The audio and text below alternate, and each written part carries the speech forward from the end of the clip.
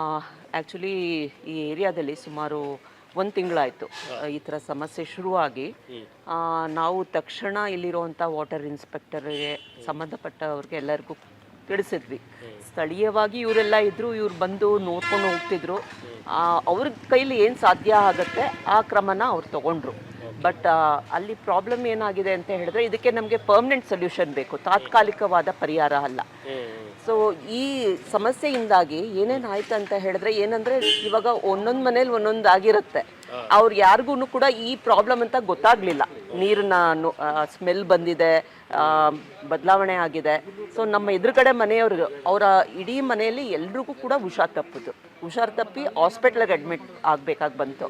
ಹಾಗೆ ನಮ್ಮ ಮನೆಯಲ್ಲೂ ಕೂಡ ಪ್ರೆಗ್ನೆಂಟ್ ಲೇಡೀಸ್ ಇದ್ದಾರೆ, ಅವರು ಹುಷಾರು ತಪ್ಪಿದ್ರು. ಆಮೇಲೆ ನಾವು ಬೇರೆ ಬೇರೆ ಕಡೆ ಹೋಗಬೇಕಾಗಿತ್ತು, ನೆಂಟರ ಮನೆಗೆಲ್ಲ ಹೋಗ್ಬೇಕಾಗಿ ಬಂತು. ಈ ಥರ ಸಮಸ್ಯೆ ಆಯಿತು. ಸೊ ಇಲ್ಲಿ ನಾವೇನು ಮಾಡಿದ್ವಿ ಅಂದರೆ, ಈ ಬಡಾವಣೆಯಲ್ಲಿ ಹೋಗ್ಬಿಟ್ಟು ಪ್ರತಿಯೊಂದು ಕ್ರಾಸಲ್ಲಿ ಈ ಥರ ಸಮಸ್ಯೆ ಆಗಿದೆ ಅಂತ ಹೇಳಿ ನಾವು ಇದನ್ನು ಸಿಗ್ನೇಚರ್ ಮಾಡಿಸ್ಕೊಂಡು ಹೋಗ್ಬಿಟ್ಟು ಸಿಟಿ ಕಾರ್ಪೊರೇಷನಲ್ಲಿ ಕಮಿಷನರ್ನ ಹೋಗಿ ಮೀಟ್ ಮಾಡೋಕ್ಕೆ ಪ್ರಯತ್ನ ಪಟ್ವಿ. ಸಿಕ್ಕಲಿಲ್ಲ ಅವರು. ಅಲ್ಲಿ ಅಸಿಸ್ಟೆಂಟ್ ಕಮಿಷನರ್ ವೀಣಾ ಮೇಡಮ್ ಅಂತ ಇದ್ದಾರಲ್ಲ, ಅವ್ರಿಗೆ ಹೋಗಿ ನಾವು ಮನವಿ ಪತ್ರ ಕೊಟ್ವಿ ವಿತ್ ದಿ ಸಿಗ್ನೇಚರ್ಸ್. ಅವರು ತಕ್ಷಣ ಇಂಜಿನಿಯರ್ನ ಕಾಲ್ ಮಾಡಿಬಿಟ್ಟು, ಈ ಥರ ಸಮಸ್ಯೆ ಆಗಿದೆಯಲ್ಲ, ಪರಿಹಾರ ಮಾಡಬೇಕಲ್ವ ನೀವು ಅಂತ ಹೇಳಿದರು. ಆವಾಗ ನಾವು ಮಾಡಿದ್ದೀವಿ. ಅಲ್ಲಿ ಫಸ್ಟ್ ಮೇನಲ್ಲಿ ರೋಡ್ ಏನೋ ಕನ್ಸ್ಟ್ರಕ್ಷನ್ ಅಲ್ಲ, ರೋಡ್ ರಿಪೇರಿ ಏನೋ ಮಾಡ್ತಿದ್ರು. ಅದರಿಂದ ಅಲ್ಲಿ ಪ್ರಾಬ್ಲಮ್ ಆಗಿತ್ತು, ಮಿಕ್ಸ್ ಆಗಿತ್ತು ಅಂತ ಹೇಳಿದ್ರು.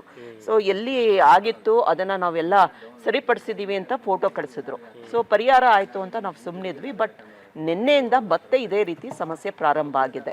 ಸೊ